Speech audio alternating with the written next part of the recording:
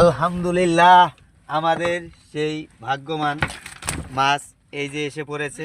দেখছেন কিভাবে আমরা মাছ পাই। ইনশাআল্লাহ পরিশ্রম করলে সফলতার মুখ একদিন আল্লাহ দেখাবে।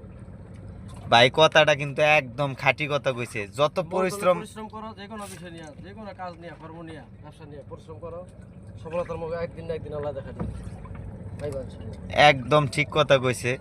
যদি আপনি ধৈর্য ধরে কাজ করতে পারেন, এই যে আমরা মাছ ধরতেছি, কি পরিশ্রম। 3 দিন 4 দিন 5 দিনও পাই না, আবার আল্লাহ একদিন দিয়ে দেয়। ওই 5 দিন কাটাও পাইও বেশি। 3 দিন 4 দিন 5 দিনও মনে করেন মাছ পায় না, কিন্তু কাজ করতেই থাকে নিরাশ হওয়া যাবে না। ওই যে দেখছেন প্রায় 1 মাসও মনে করেন মাছ পায় না, কিন্তু তারপরও হ্যাগো কাজ হেরা ঠিক মতন চালাইতে এই যে মনে আছে যে আল্লাহ পেট দিছে আহারও দিব। পেট যতক্ষণ দিছে আহারও হবে, আল্লাহ পাক সেই রিজিকটা লিখে দিয়েছে, কিন্তু আপনার ধৈর্য ধরে কর্ম করতে হবে। যদি কর্ম করেন অবশ্যই আপনার সফলতা মিলবে।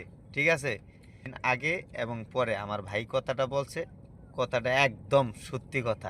আলহামদুলিল্লাহ আমাদের সেই ভাগ্যবান মাছ এই যে এসে পড়েছে। দেখছেন কিভাবে আমরা মাছ পাই। এই যে দেখেন আমি এই যে বাইরে আসলাম, আল্লাহর রহমতে আমরা একটা এখন মাছ উঠাইলাম। এই যে দেখেন কত বড়, দেখছেন।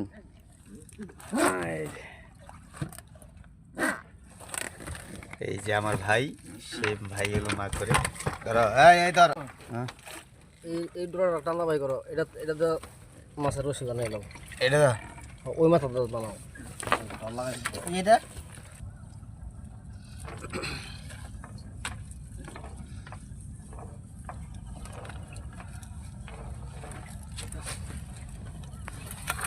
পানিতে স্যার